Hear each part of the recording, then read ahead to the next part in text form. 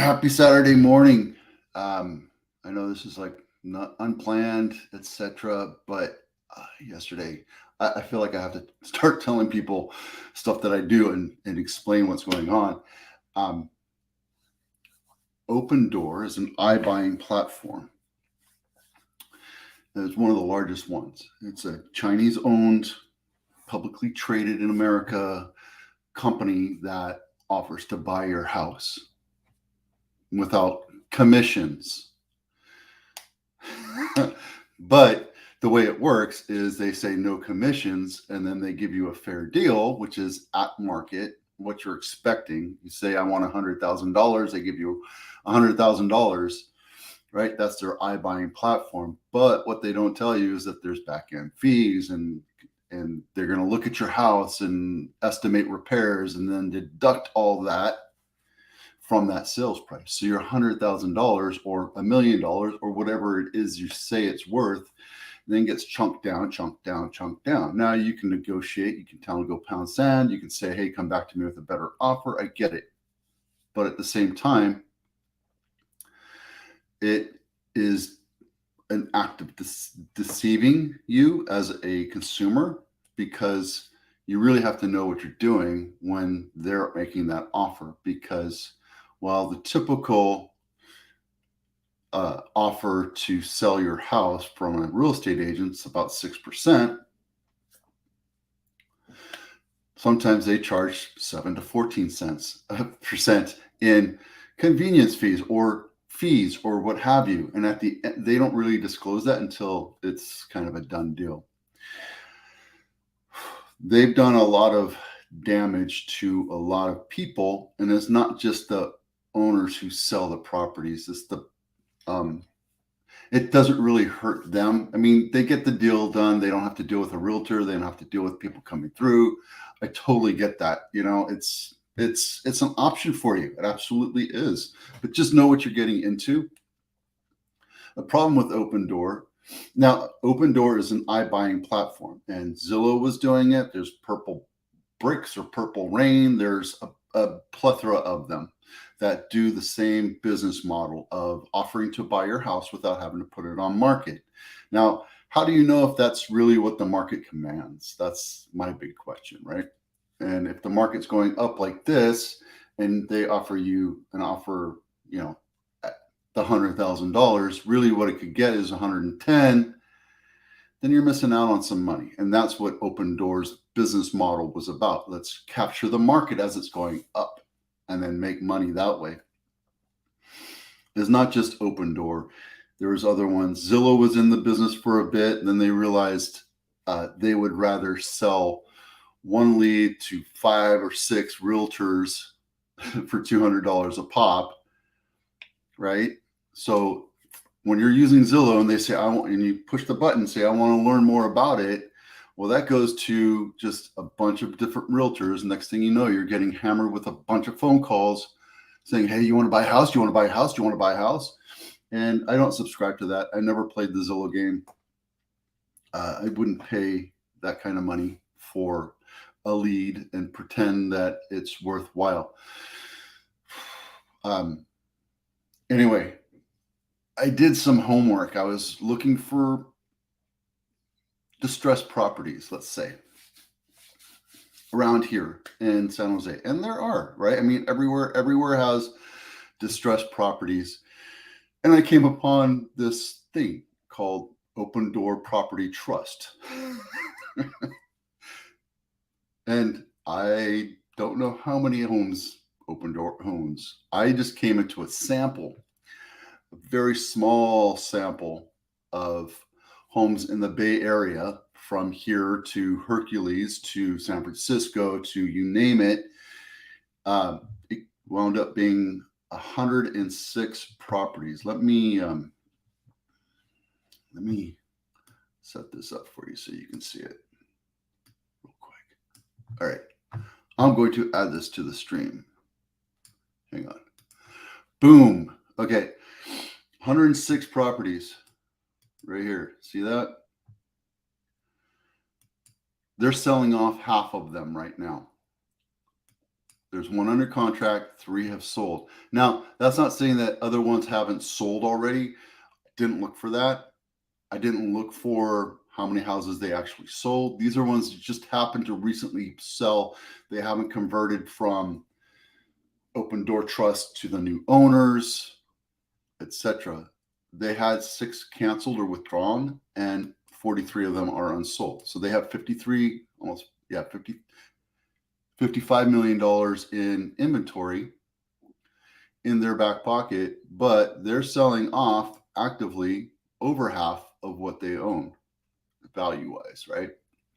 Number wise, they're selling off about half of what they own. It looks to me, and when you look at the actual numbers, they're losing money on almost every deal. Now, I can't say that, right? Because if you look at Farmer's Place in Santa Clara, where Santa Clara is still doing okay, they're estimating that they can get $100,000 over on it. Same thing with this one here in Pleasanton. They're thinking that they're going to make $71,000 on it. They have one here on Cherry Orchard. And as a matter of fact, I saw one that was messed up. There was one that claimed to be like $3 million. That's not inside this number thing. Just real quick. I'll come back to you with that number eventually. But I did see one where it's supposed to be like $300,000 and it reported as $3 million, which is a mistake. So the numbers aren't exactly perfect. But again, this is Vito. I'm not a numbers guy, kind of a numbers geek, but I'm not perfect.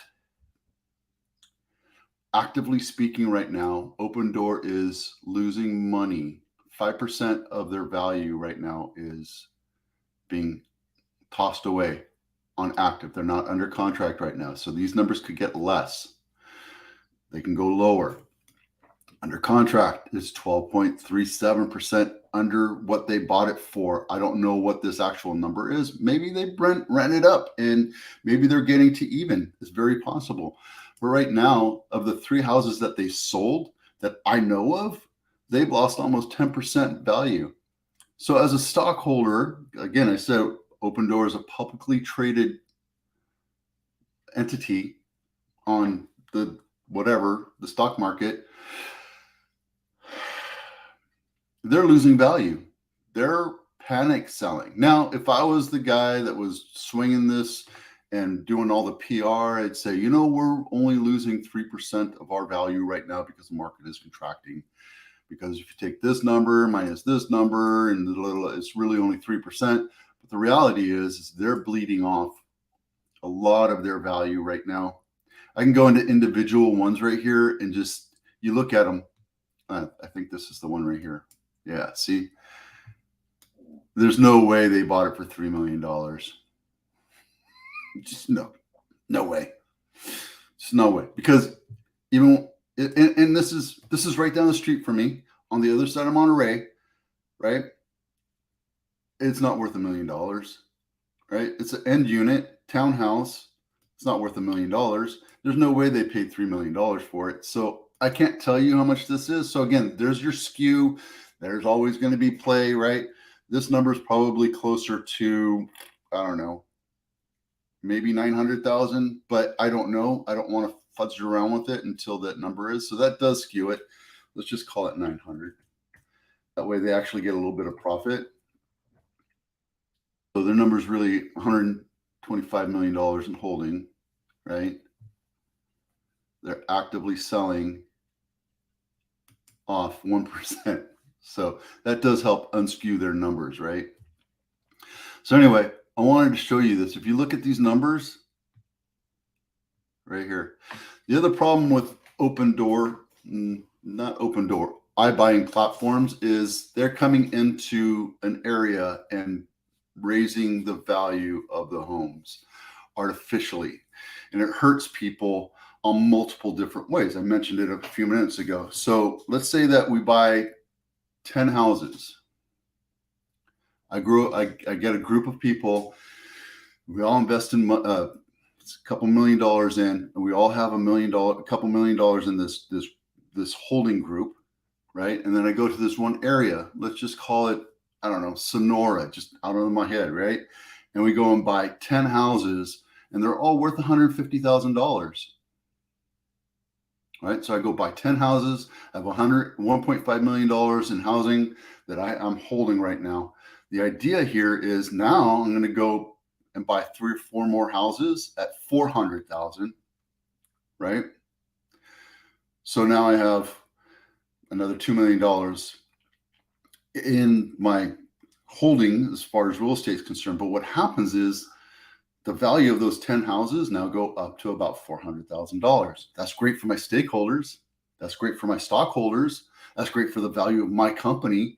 But what's really happening is it's putting it so much pressure on the individual buyers that they become it becomes unaffordable for them, right?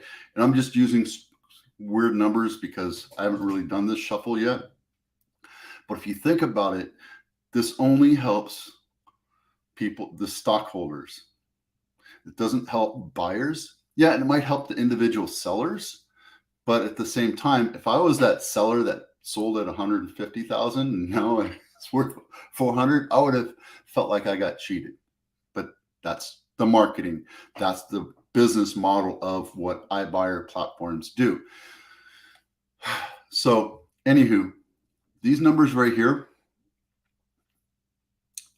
I honestly think that they're going to be losing a whole lot more money. I think that what they're doing is realizing that the market's going to start coming down and it's going to start hurting a lot of people. And I think they're flooding the market. Again, they artificially rose the market. Now they're artificially putting too much supply into the market, which is going to lower the value. They're doing it trickly. I don't know how to say it. They're dripping in properties as we move along in a time frame, right? They're not just dumping it on the market right now. But if you look, and this might be newsworthy, so if you're a newscaster, maybe we can have this conversation a little bit more. They're slowly entering their maybe non-performing assets into the market to get rid of them, to dump them, right? I don't know what this is telling me, but it's just something's not right on the back of my head. So I get the little spidey senses going. I don't know, guys. If you have comments or thoughts, let me know. I want your thoughts on this. Yeah. So there you go. Crazy, guys. It's crazy times. Crazy times. I think this is a prelude to a bigger problem. All right. If you have any thoughts or comments, give me a call or shoot me a comment. Thanks. Bye.